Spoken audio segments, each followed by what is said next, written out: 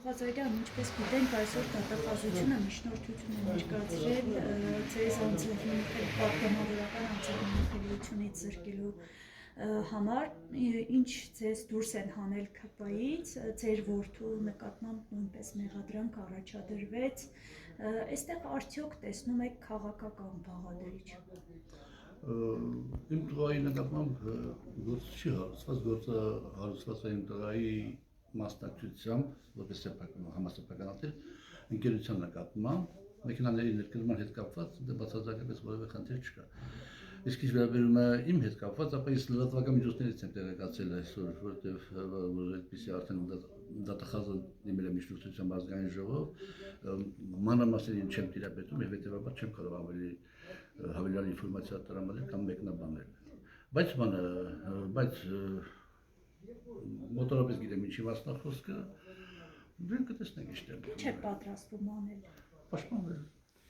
Պարոն Ղազարյան, ըստ ձեզ ուսումնասիրելով, շփվելով նաև ձեր նախկին գործընկերներին, ՔՊ-ականներին, ինչ եք կարծում, նրանք համաձայնություն կտան, որ ձեզ զրկեն անձեռամխելիությունից։ Չեմ կարող ասել, որովհետև նայած թե դատախազությունը ոնց կներկայացնի այդ գործը, եթե դատախազությունը բերի համոզիչ, ասենք, փաստեր, որ առանց պարոն Ղազարյանին անձեռամխելիությունից զրկելու մենք չենք կարող իրան նկատմամբ մեղադրանք հարուցել եւ չեն կարող գործի վարույթը իրականացնել ամբողջական եւ ըստ էության, հետեւաբար կարող է դիտել ասում, հա, ինչ է, անձեռամխելիությունից զրկում ենք, քննությունը կբարձի թե ինչ է։ Այդ շատ կախված է թե ինչ բանով տեղի կունենա այդ ամեն ինչը։ Հանուն ճշմարտության պետք է ասեմ, որ այդ վարույթներից մեկը, մանր երջավոր անասուններ կապված վարույթը, դեռ ամռանն էր, անցած տարի ամռանն էր, որ ինձ կանչեցին, ասինքն այդ հայտնի դեպքերից պարոն Քարյամյանի եւ իմ հետ հաշ միջադեպից առաջ էր։ Հետեւաբար դրանից հետո եղել է երկու ուրիշ վարույթ, մեկը հենց պարոն Քարյամյանի եւ իմ հետ միջադեպի հետ կապված, որի միջնորդությունը ներկայացրել է իմ փաստաբանը եւ քաղաքացիական պայմանագրի կուսակցության վարչության հրապարակային հայտարարության հետ կապված, որ պետական գաղտնիք են բանալել, ինչ ասում։ Բայց դուք չեք ընդունում, չէ՞, որ պետական որևէ գաղտնիք եք հրապարակել։ Ես չի կարող բնության մեջ այդպիսի բան տեղի ունենա, որովհետև ես պետական գաղտնիք կրող չեմ, իսկ եթե ես պետական գաղտնիքին պետք է ծանոթանամ, ապա դա ունի հատուկ ընթացակարգ, հատուկ բաժին կա, որտեղ գնում ես, դիմում ես գրում, ուզում ես այս փաստաթղթի ծանոթանամ, elə բոլոր փաստաթղթերը չէ որ կարող են ծանոթանալ, տեղում ծանոթանում ես, տալիս ես, հետևի բան չի եղել։ Հետևաբար ամեն հավանականությամբ խոսքը այդ մանր երջավոր անասունի հետ կապված բանին։ Դուք վկա չեք այդ գործով։ Վկա։ Վկա եմ, բայց դեռ երկու հոգի խոսում են իրար հետ հեռախոսում, ասում են Ղազարյան այսքան կաշառք հավազում այդ գործի համար։ Իսկ ձեր խոսակցությունները, նաև նամակագրությունը, որ փորձեցին կանխազերծել, այս առումով ինչ եք արել դուք։ Ձեր փաստաբանը բողոք ներկայացրել է։ Բողոք ներկայացրել են, բայց բողոքը չի հարգվել, որովհետև բողոքի ներկայացրել այն իմաստով, թե ոնց եղավ, որ իմ անձնական նամակագրությունը դարձավ երրորդ անձի տիրապետության առարկա, որովհետև եթե քննչական գործողությունն է իրականացվում, ապա պետք է 1-2 մարդ ընդամենը ծանոթանա այն հարցի շուրջ, որ իրան հետաքրքրում է։ Դե հա, ենթադրենք թե պետական պաշտոնյա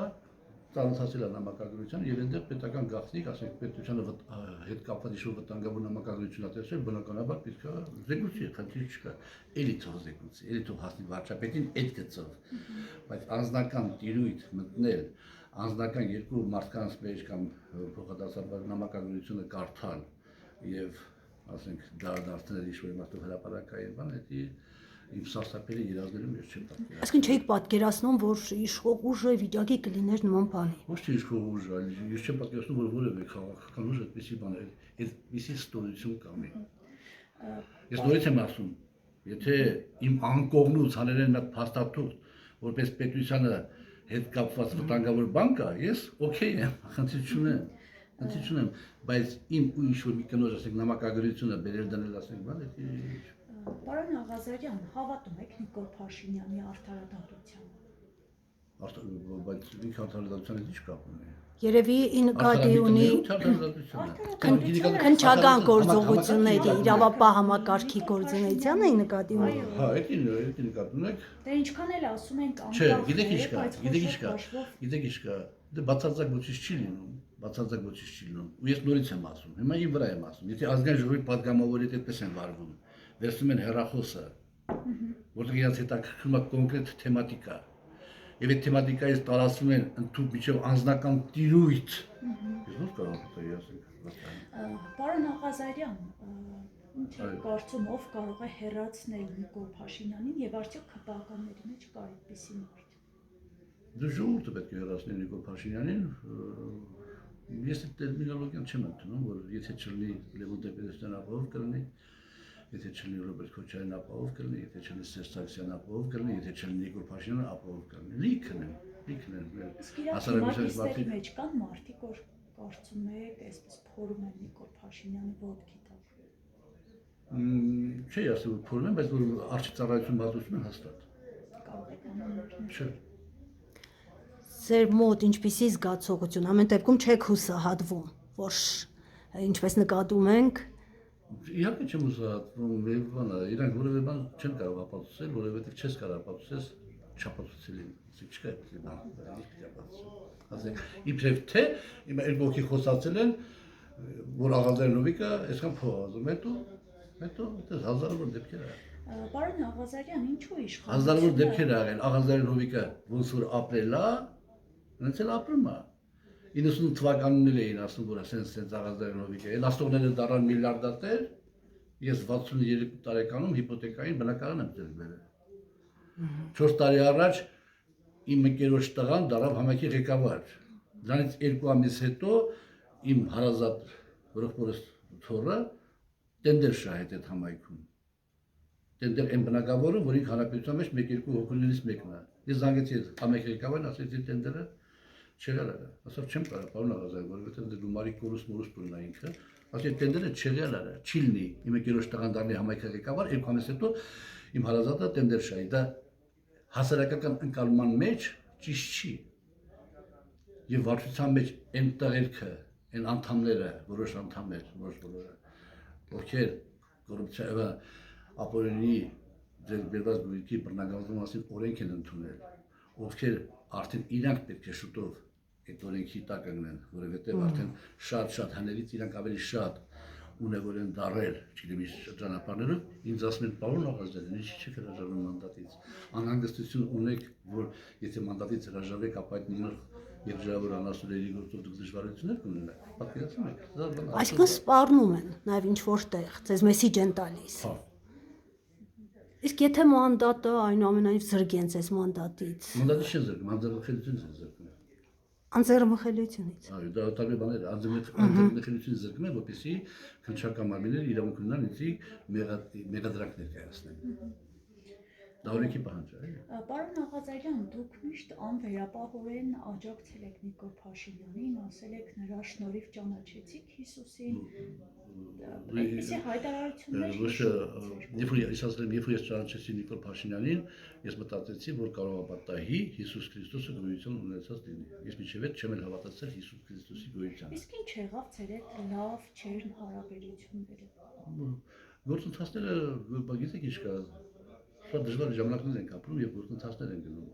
Եվ փոքրիկ դեպքերը գալիս են հետո առարկայանում են դառնում են ասենք խնդիրներ։ Հիմա ոչ պիտի մտածենք, որ պարոն Քարամյանը եւ իմ միջադեպի